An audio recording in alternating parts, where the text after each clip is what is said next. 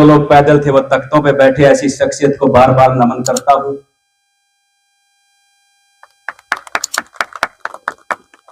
और उन्हीं की कड़ी में घर घर में नेता पैदा करने वाले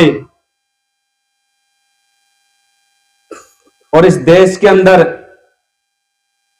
सामाजिक क्रांति के पुरोधा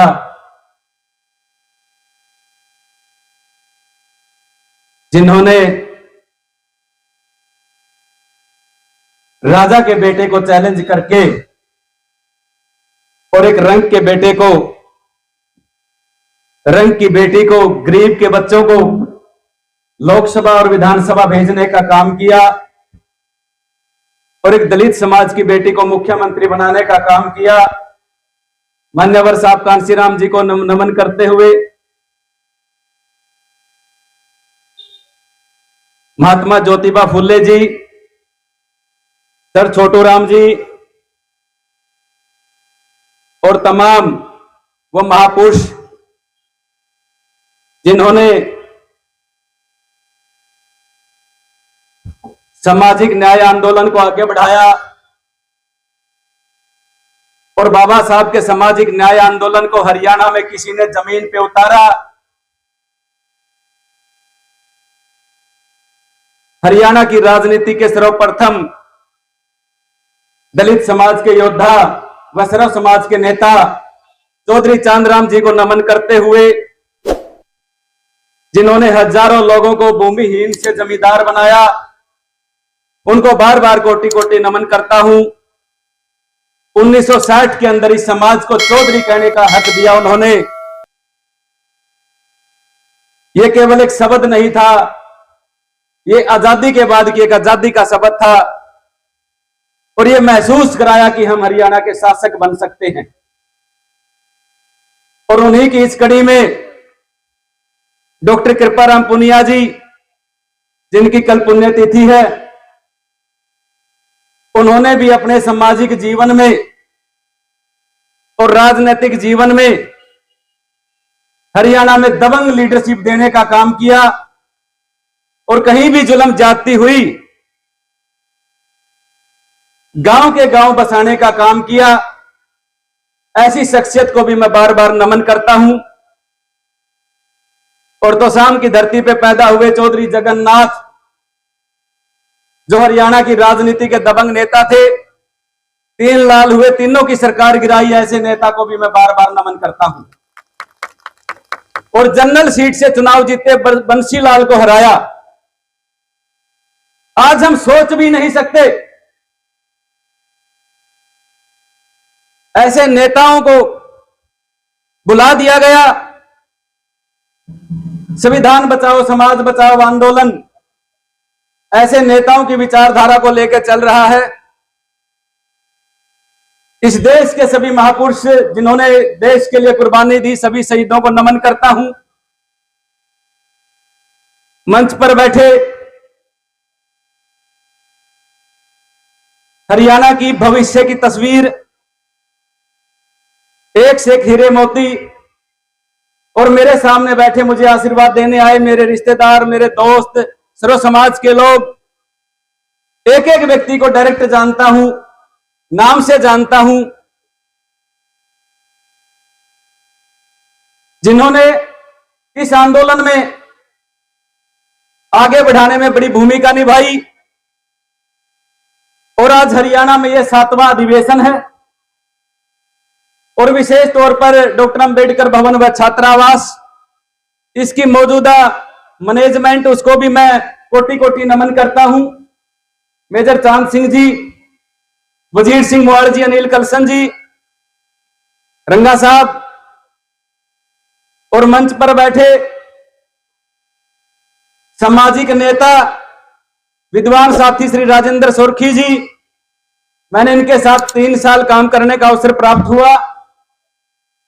इनकी विचारधारा, इनकी भाषा शैली, काम करने का तरीका, गरीब व्यक्ति के लिए चिंतन, ऐसे ऐसे लोग, बहुत लोग हैं सर्व समाज के अंदर, बशर्ते हमारी सोच, हमारा दृष्टि ऐसी होनी चाहिए कि हम उनको ढूंढ पाएं। धन्यवाद करता हूं, इन्होंने समय निकाला। मैंने हमारे साथियों से कहा कि झांसी जिले के अंदर नया जिला बना है, जितने भी पदाधिकारी चाहे किसी भी पार्टी के हैं, किसी भी समाज के हैं, सबको इनविटेशन देना है। और इसी कड़ी में श्री राजेंद्र सोरखी जी आम आदमी पार्टी के जिला अध्यक्ष, भाई कृष्ण सैनीपुरा जी बहुजन समाज पार्टी के जिला अध्यक्ष, राजकुमार भोला जी और हमारे तमाम साथी इस प्रोग्राम में पहुंचे, हमारे वकील साहब इस कार्यक्रम में पहुंचे। तमाम साथियों को मैं नाम लूंगा तो समय ज्यादा लगेगा। जितने भी लोग अपने पांव से चल के आए, गाड़ी से चल के आए, आपके कदमों में मेरा सर झुका करके कोटि कोटि नमन करता हूं।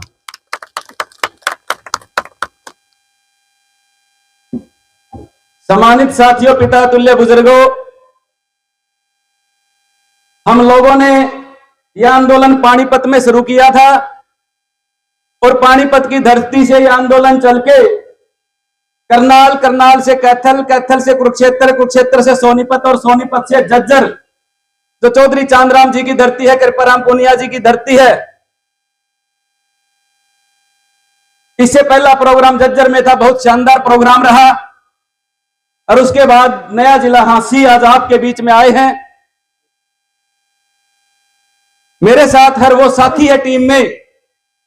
हम विश्वास दिलाते हैं लोगों को, हमारे कर्मचारियों को, अधिकारियों को, गरीब व्यक्ति को, गरीब समाज के व्यक्ति को, किसान को, कि संविधान बचाओ समाज बचाओ आंदोलन, अगर आपको किसी भी प्रकार की चिंता है, किसी प्रकार की समस्या है, अगर आपका कोई डिपार्टमेंट में शोषण कर रहा है, चाहे वो कर्मचारी है, चाहे अधिकारी है, चाहे किसी भी व्यवसाय में है, आप हमसे संपर्क कर सकते हैं। अगर आपकी लीगल लड़ाई लड़ेंगे तो हम डिस्ट्रिक्ट लेवल पर हमारे पास वकील हैं। अगर आपको हाई कोर्ट की दिक्कत है तो हाई कोर्ट में हमारे पास वकील हैं। अगर फिर भी दिक्कत आई, सुप्रीम कोर्ट में जाना पड़ा तो सुप्रीम कोर्ट में भी हमारे पास वकील हैं। आपको घबराने की जरूरत नहीं है, सुसाइड करने की जरूरत नहीं, आत्महत्या करने की जरूरत नहीं है। आपको एक बार बताने की जरूरत है कि मुझे इस प्रकार की समस्या है। तो संविधान बचाओ समाज बचाओ आंदोलन आपके बीच में एक ऐसी छांव लेके आया है, एक ऐसा प्रकाश लेके आया है जिससे आपको लाभ मिलेगा। हम कोई राजा के लड़के नहीं, विधायक के लड़के नहीं। जितने लोग मंच पे बैठे सारे स्ट्रगल करने वाले लोग, सारे आम घरों के बच्चे। कोई ऐसा नहीं है कि किसी का पिताजी सेठ है, किसी का पिताजी विधायक है। मेरे पास बहुत फोन आते हैं, फला व्यक्ति को ले लो, फला मंत्री को ले लो, फला आदमी को ले लो। मैंने कहा ये लेने की जरूरत नहीं, इसमें तो साथ चलने की जरूरत है। ये कोई दुकान नहीं है, हमने कोई संगठन नहीं बनाया, हम तो एक नारा बनाया और नारे के नीचे लोगों को इकट्ठा करते हैं। संविधान बचाओ समाज बचाओ, ये एक नारा है और इस नारे से सरकार भी डरती है। और ये नारा ऐसे नहीं बना। बहुत से लोग कहते हैं कि संविधान को क्या खतरा है। कांग्रेस के नेता भी लाल सी किताब लेके घूमते हैं। अरे 70 साल तक तुमने संविधान को नोचा, जो जितना बैकलॉग हरियाणा में खाली पड़ा वो सारा कांग्रेस के समय का खाली पड़ा। मैं तो कहता हूं हमारे साथियों को, युवाओं को, प्रबुद्ध लोगों को, जो कांग्रेस में काम करते हैं, बीजेपी में काम करते हैं, जेजेपी नेलो में काम करते हैं, मैंने कहा जब तुम स्वतंत्र विचारधारा से बात नहीं कर सकते तो क्या फायदा तुम्हारा। समाज में काम करो, समाज के दुख तकलीफ में काम करो, समाज के काम आओ, गांव की समस्याओं को हैंडल करो। समाज वैसे आपको विधायक बना देगा। बहुत लोग निर्दलीय भी जीत जाते हैं। बहुत से लोगों को ये चीजें समझ में भी आती। हमारा भी बहुत मजाक हुआ। कोई भी चीज है 3 फेज से गुजरती है। जब हमने इस विचार को समाज में दिया तो बहुत से लोगों ने कहा 1 मीटिंग कर लेंगे, 2 मीटिंग कर लेंगे, कुछ नहीं होना।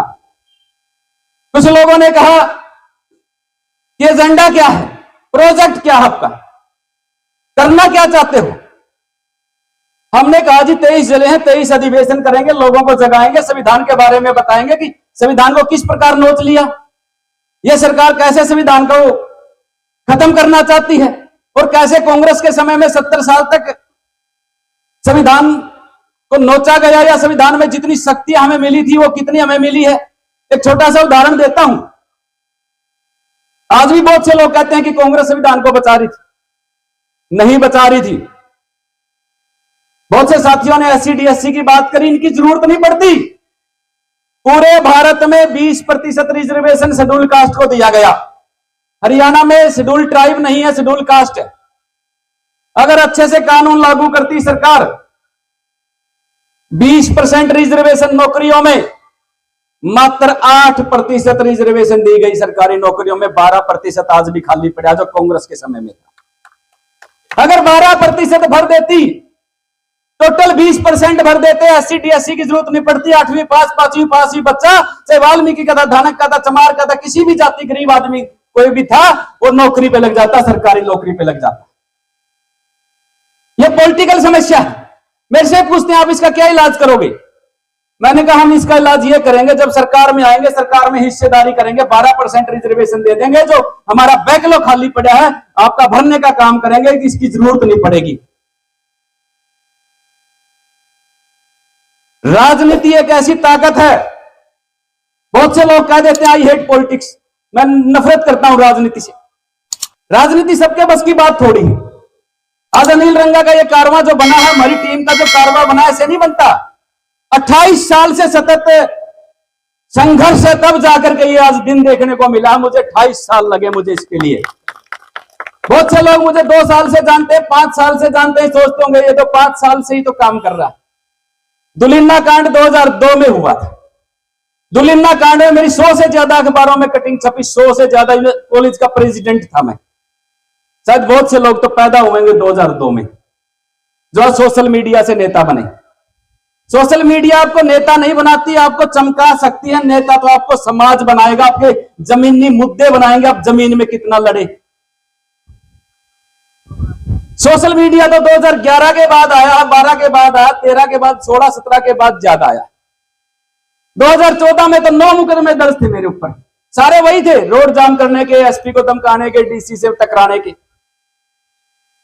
आज लगभग वो सारे खत्म भी हो गए। तो ये 2-4 साल का मसला नहीं है। कोई साथी इस चक्कर में बैठा कि 2-4 साल में मैं नेता बन जाऊंगा, 2-4 साल में नहीं बनता।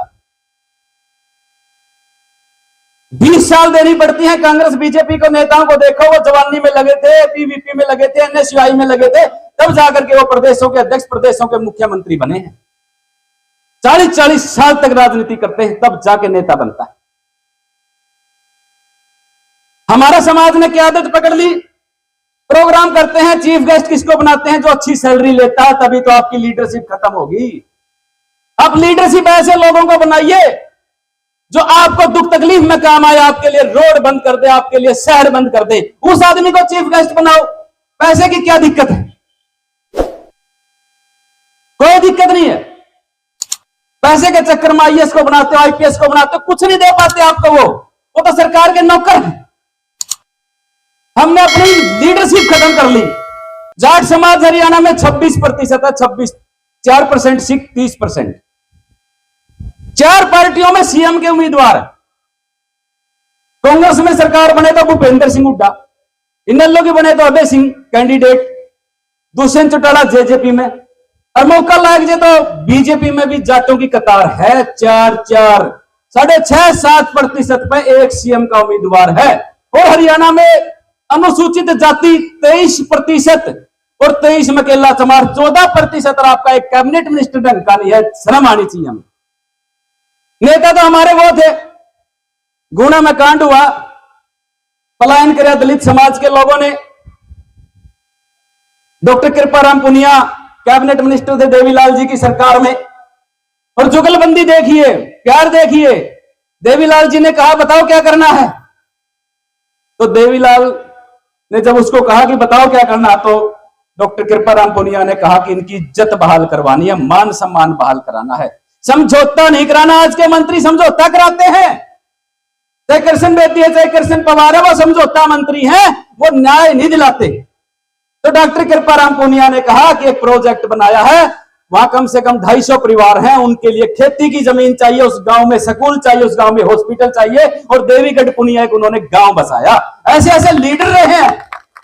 चौधरी चांदराम जी ने 60,000 एकड़, जिस भी दलित का जमीन है वो चांदराम जी की देन है। ऐसे ऐसे लोग हमने बुला दिया, पता नहीं कहां से सिलेबस उठा लाए। जिसने अपने पूर्वजों को बुलाया, अपने समाज के दबंग नेताओं को बुलाया, उनकी राजनीति मिट्टी में मिल गई। आने वाले 20 साल तक और मिट्टी में मिले रहेगी अगर नहीं जागे तो। मैं आज आपके बीच में यह नई विचारधारा लेके आया हूं। हमारे दादाओं ने हमारे लिए काम किया, हमारे नेताओं ने हमारे लिए काम किया। अगर हम उनको भूलेंगे तो आप विधानसभा की शक्ल नहीं देख पाओगे।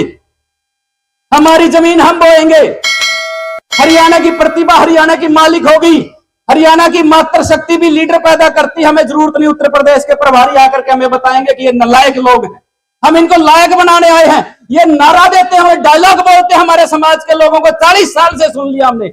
मैं कहता हूं भाई हमें 40 साल एक व्यवस्था को दिए, 4 साल आपके बच्चों को दे दो, आपके खून को दे दो, आपके परिवार में पैदा होने वाले बच्चों को दे दो, हरियाणा में सरकार बना के दिखाएंगे हम लोग। क्यों नहीं करते आप अपने बच्चों पे स्वाभिमान?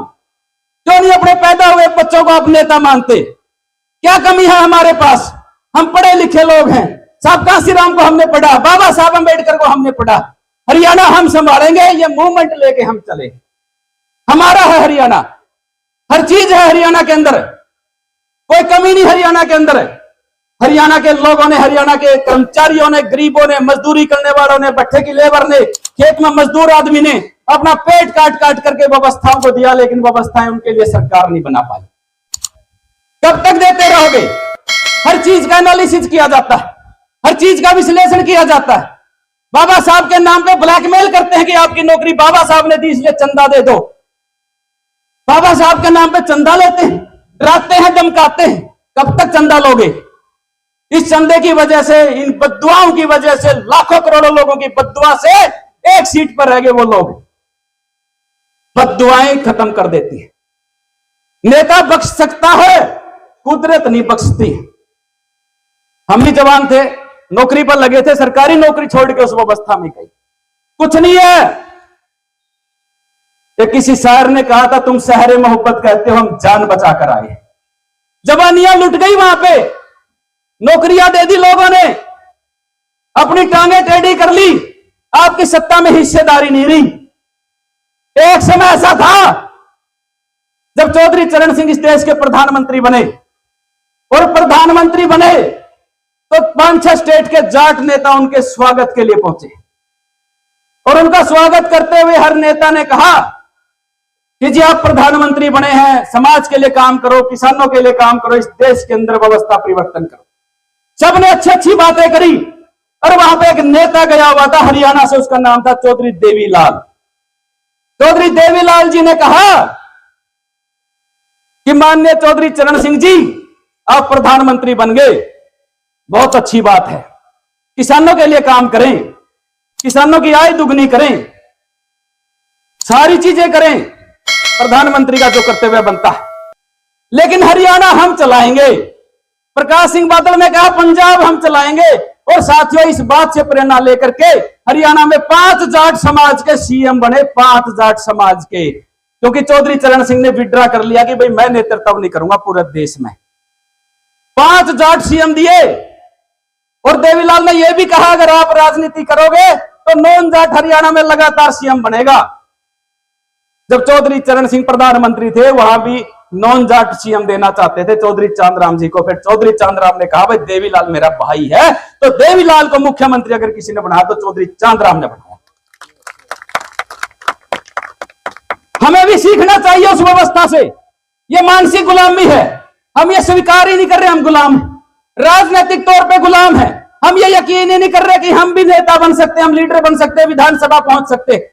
मैं पिछले 20 सालों से जानता हूं कि जितने भी छात्र नेता रहे, बहुत शानदार रहे, बहुत मेहनती रहे, स्ट्रगलर रहे, आज एक भी छात्र नेता विधानसभा नहीं जा रहा। इसके पीछे सबसे बड़ा कारण है हमारे समाज का अपना विकल्प, और हरियाणा की धरती का विकल्प नहीं है। यहां किसी की आलोचना की जरूरत नहीं है। कोई सोचता है आलोचना कर रहा, आलोचना से कोई खत्म नहीं होता। मैं तो एक इंफॉर्मेशन दे रहा हूं, एक सूचना दे रहा हूं, एक जानकारी दे रहा हूं। हमारा समाज बहुत ताकतवर है, डिसाइड करता है कि अब की बार किसको बनाना है, किसको हराना है। कब तक चलेगा ये किसी को जितवाना, किसी को हराना? कब तक करोगे ये चीजें? 5 साल और बीजेपी सरकार आ गई तो आपका तो वोट ही नहीं पड़ेगा। फिर किसको दिखाओगे भाई तुमको जिताऊंगा, तुमको हराऊंगा? इसलिए एक समय आ गया, अपने बच्चों पे भरोसा करो, हरियाणा में पैदा हुए लोगों पर भरोसा करो। हरियाणा में पैदा हुए युवा, गरीब का लड़का आपको विधानसभा में नेतृत्व दे सकता है, प्रतिनिधित्व दे सकता है। आप सोचते तो हो लेकिन करने की क्षमता नहीं है, क्योंकि अपनी परिस्थितियों के अनुसार फैसले लेने शुरू कर दिया। भाई मेरी तो 70 साल की एज है, मैं जहां लग रहा हूं वही ठीक। अरे अपने बच्चों के लिए तो काम करो, अपने पोते के लिए काम करो, अपनी बेटी के लिए काम करो, अपने दोते के लिए काम करो, अपने समाज के लिए काम करो, कम से कम उनकी जनरेशन के लिए तो काम कर लो। कुछ भी मुश्किल नहीं है। और अनिल रंगा एक नेता नहीं है, मंच पर 20 नेता बैठे हैं, किसी की हिम्मत नहीं कोई खरीद कर दिखा दे। हमने सामाजिक नेता तैयार करे हैं। चौधरी चांदराम सामाजिक नेता था, राजनीतिक नेता नहीं था। इसीलिए जब उसने आंदोलन चला जमीन का, और जमीन मिलने के बाद सारी राजनीतिक पार्टियों ने चौधरी चांदराम का पॉलिटिकल एनकाउंटर किया, उसको जीतने नहीं दिया, क्योंकि वो सामाजिक नेता था। डॉक्टर कृपाराम पुनिया को भी जब उन्होंने, चाहे कितने भी कांड हुए, पूनम कांड हुआ गोहाना में, गुना कांड हुआ और अन्य भी जगह, जहां जहां उन्होंने अच्छी भूमिका निभाई समाज के लिए, तो राजनीतिक पार्टियां डर गई और उनको भी दोबारा जीतने नहीं दिया। उनका बदला लेने की हिम्मत तो किसी में हुई नहीं, दोबारा भुला उड़ दिया उन लोगों को। चौधरी जगन्नाथ जी ने बंसीलाल के लड़के को ऐसे उठा दिया, उठ भाई कुर्सी से। इतनी ताकत रखते थे जबकि बंसीलाल मुख्यमंत्री था। आज उनके वर्कर को भी छेड़ नहीं सकते हैं हमारे नेता। एक 50 गज का प्लाट नहीं दिला सकता आज कैबिनेट मिनिस्टर आपका समाज का। 50,000 एकड़ जमीन दे दी चौधरी चांदराम जी ने, गांव के गांव बसा दिए डॉक्टर कृपाराम पुनिया ने। कहां चली गई वो लीडरशिप? क्योंकि आप ये चाहते हैं कि मैं तो नेता नहीं बन रहा, दूसरे को भी नहीं बनना दूंगा, ऐसा माहौल बना के रखो। ये मनोवैज्ञानिक युद्ध है। आप बौद्धिक बेईमानी कर रहे हो समाज के साथ। अगर आपके साथ का, आपके बीच का, आपका भाई, आपका रिश्तेदार अगर कोई आगे बढ़ना चाहता है, तो आप लोगों के अंदर ईर्ष्या और द्वेष आ जाता है कि अगर ये बढ़ गया तो फिर मेरी इंसल्ट। इसका शिकार है हम लोग। इससे बाहर आओ। और ये आंदोलन 1-2 साल का नहीं, 5 साल का नहीं हो सकता। हमारी शुरुआत हो, हम तो चले जाएं, फिर हरियाणा में पता नहीं किसके घर में, किसके पेट से, किस गरीब के, किसके यहां से बच्चा निकले और हरियाणा का नेतृत्व करें। मैं कोई, मेरे पिताजी विधायक नहीं थे, उनकी विरासत बचाने का कोई एजेंडा नहीं है। हमारे जो दबंग नेता थे, इनकी तरह नेतृत्व पैदा हो, यह हमारा उद्देश्य है। इन्होंने बहुत काम किया और ऐसी जुगलबंदी के साथ काम किया। जब हरियाणा प्रदेश नया बना 1966 में, तो कांग्रेस के पहले मुख्यमंत्री श्री भगवत दयाल शर्मा बने। और उससे पहले जब महापंजाब इकट्ठा था, हरियाणा और पंजाब, तो चौधरी चांदराम उससे पहले 3 बार कैबिनेट के मिनिस्टर बन चुके थे। और जब भगवत दयाल शर्मा ने शपथ ली मुख्यमंत्री की और उसके साथ मंत्रियों ने शपथ ली, तो चौधरी चांदराम का नाम नहीं था।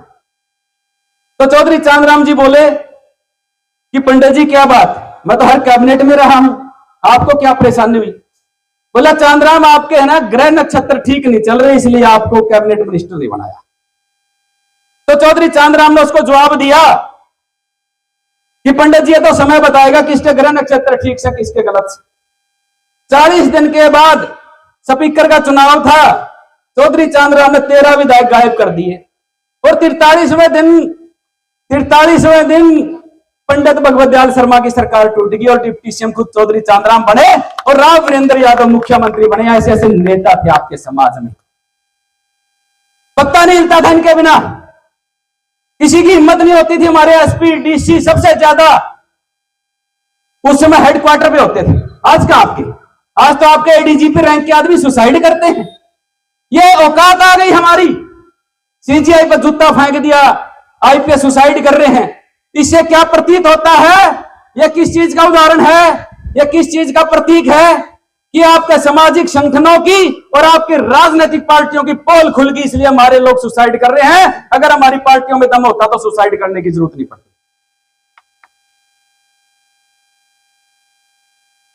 मेरी बहुत आलोचना करते हैं कुछ लोग जिनकी दुकानदारी चल रही है,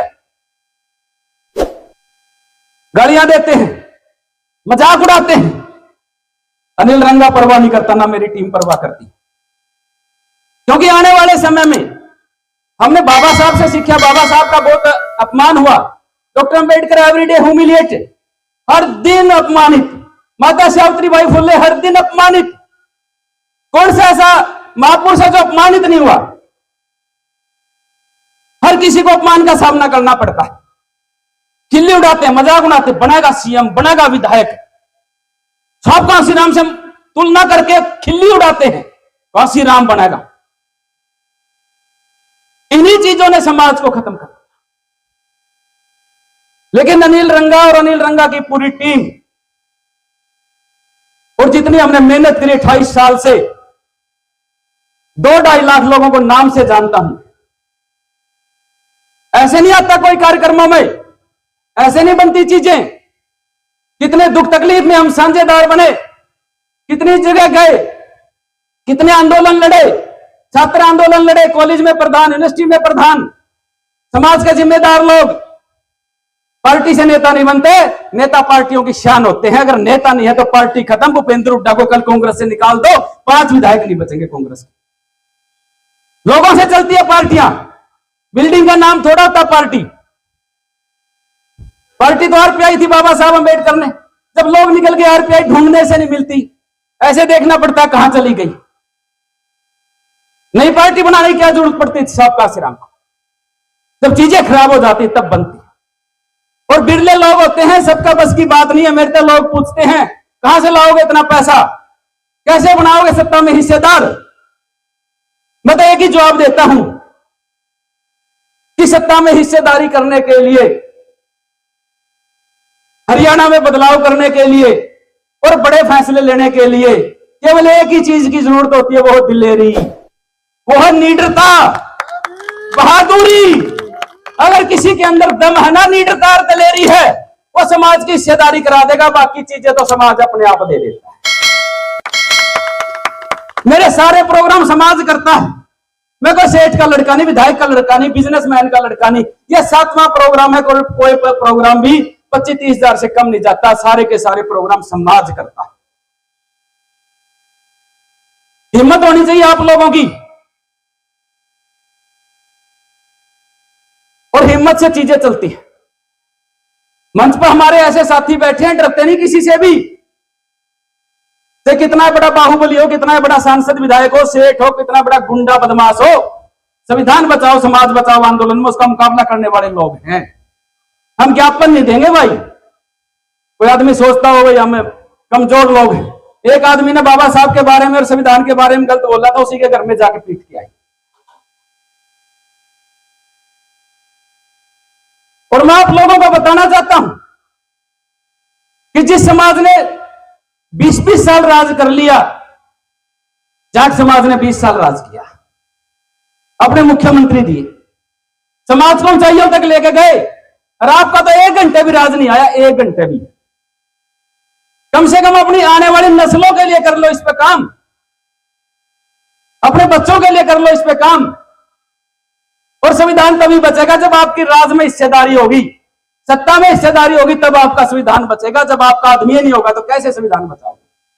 क्योंकि सारे फैसले विधानसभा और लोकसभा में होते हैं। लेकिन आप लोगों ने गर्दन झुका के हाँ ना आदि बना दिया। आप लोग फार्मी मुर्गा बना दिया समाज को कुछ लोगों ने, कि उससे ज्यादा, उससे बढ़कर, उससे बाहर कोई चीज नहीं है उससे बाहर, उससे बढ़कर भी कोई चीज है। हरियाणा में हमारा कर्मचारी जब ऑफिस में जाता है तो गर्दन झुका के बढ़ता है। 4-4 आदमियों का काम करता है हमारा कर्मचारी और अधिकारी, और ये सोचता है कैसे मेरी नौकरी पूरी हो।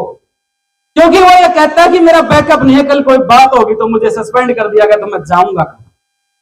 बिल्ली की तरह घुसता है, बिल्ली की तरह बाहर आता है।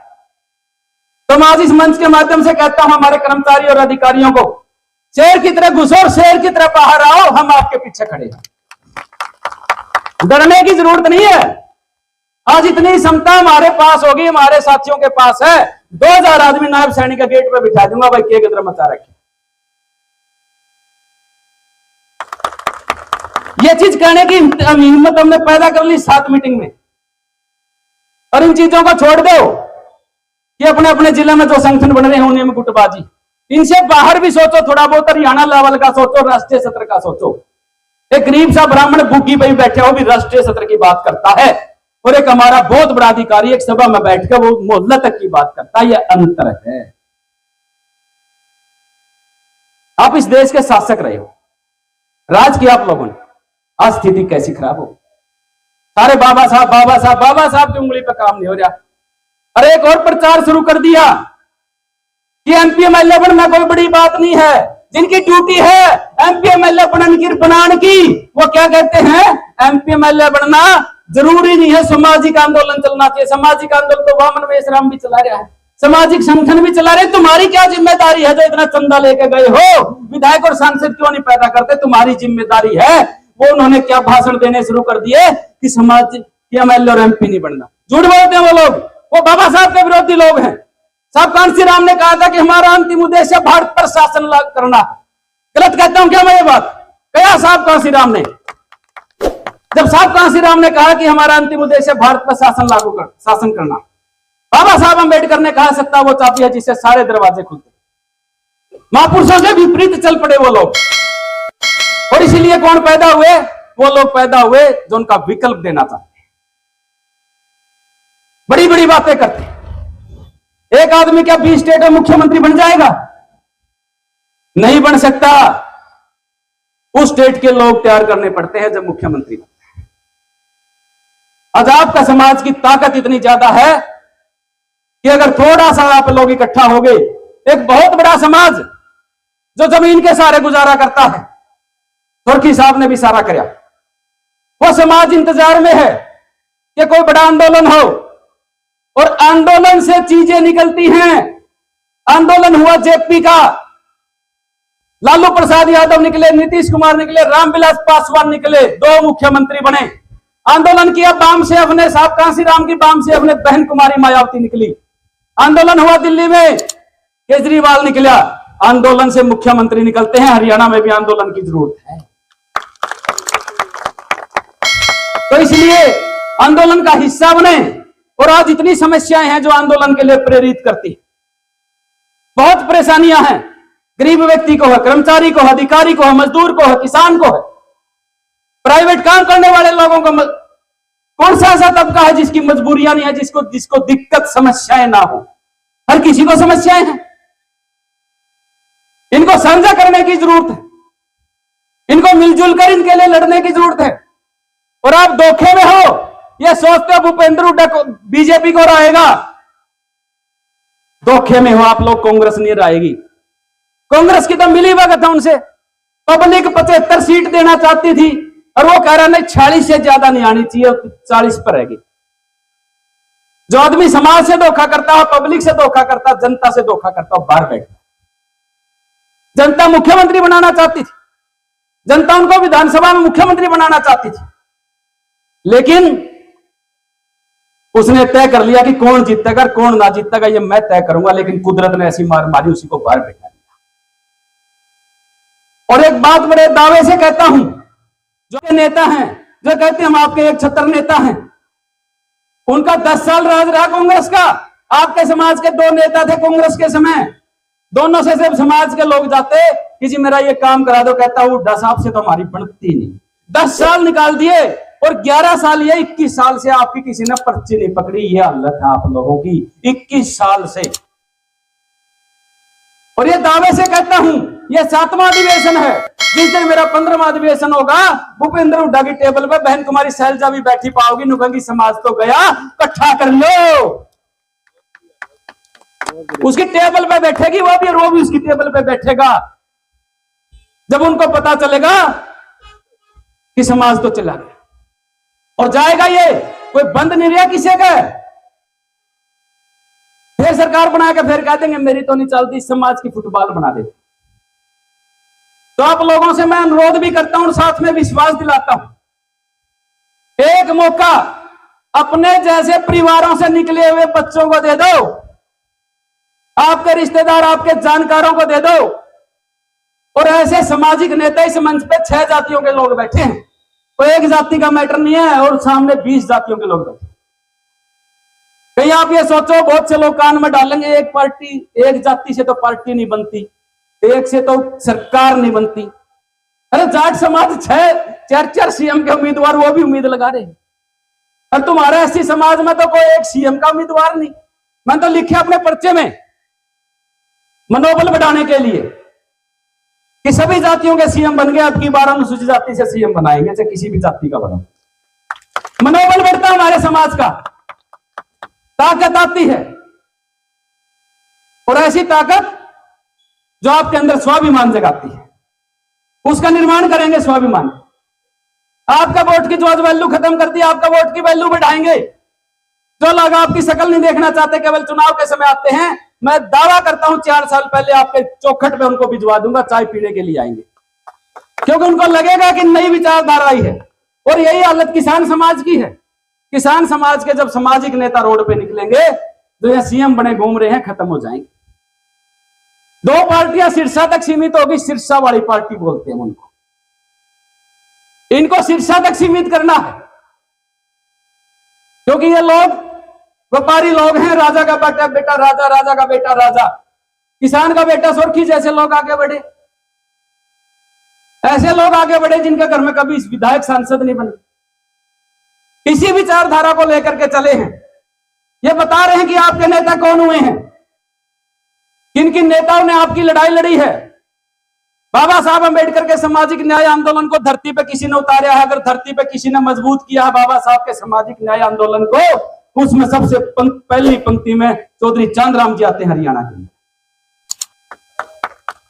ऐसे नेताओं को अगर हम प्रेरणा स्रोत मानते तो राजनीति सीखते। हमने ऐसे नेताओं को प्रेरणा स्रोत नहीं माना, हमने दूसरों के लिए माला लेकर खड़े हो गए, अपने नेताओं को बुला दिया। और इन नेताओं के पिछले 20-30 साल इतने बुरे कटे हैं, जीतने नहीं दिया, टिकट नहीं दी इन पार्टियों ने कि ये सामाजिक नेता हैं, फिर जमीन बांट देंगे, फिर समाज की रखवाली करेंगे। तो ये विचार लेके आपके बीच में आए, और इस विचार को ताकत दे दो, इस विचार को सहयोग दे दो। इतना जरूर कह दो भाई, अब की बार तो हमारे छोरे बनाओगे सरकार, और कुछ नहीं कहना, यही बोलो बस कि भाई हमारे छोरे हम बहुत दम है। 40 साल हमने व्यवस्था को दे दिया, 4 साल हमने दे दो, नहीं पड़ी तो हम 40 साल में फिर दे दियो। 4 साल का तो मैटर है, 4 साल में तो कुछ बड़ी बात नहीं होती।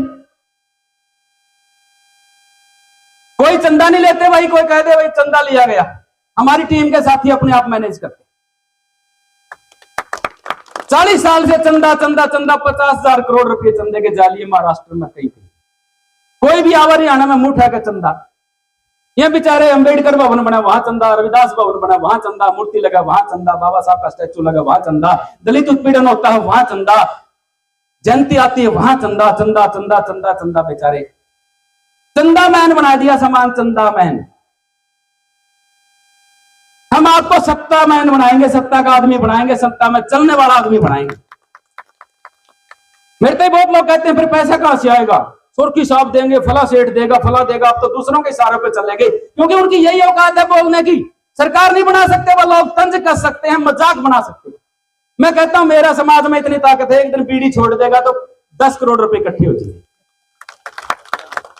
एक दिन की बीड़ी छोड़ देगा, और एक दिन की चाय छोड़ देगा 20 करोड़ 30 करोड़। एक ने कहा 100 करोड़ रुपए चाहिए पार्टी बनाने के लिए। मैंने कहा यही बातें आपके दिमाग में डाल रखी है, कोई पैसे की जरूरत नहीं है। साहब कांसीराम ने साइकिल पे चल के हेलीकॉप्टर में चलने वाली इंदिरा गांधी को हरा दिया था। सारी ताकत है, दिलेरी थी साहब कांसीराम में। दिलेरी हमारे अंदर है, दिलेरी हमारे साथियों के अंदर है, दिलेरी आपके बच्चों के अंदर है। अगर दिलेरी पैदा आपने कर दी तो आपके बच्चे शासक बनेंगे, आपके बच्चे हरियाणा की सत्ता में भागीदार बनेंगे। और उन लोगों का चयन कर लो जिसके अंदर दिलेरी है, अपने नेता पैदा करने सीख लो, पार्टी तो अपने आप चलती रहेंगी। लीडर बनाना सीख लो, इतने लीडर बना दो कि आपको दिक्कत ना आए। आपका बेटा कहे पिताजी आपका फोटो फला नेता के साथ है, जो पहले कुछ नहीं था, अब मुख्यमंत्री बन रहा है, अब विधायक बना हुआ है, सांसद बना हुआ है। इनके साथ फोटो खिंचाने बंद कर दो, IAS IPS के साथ कुछ नहीं है। लोग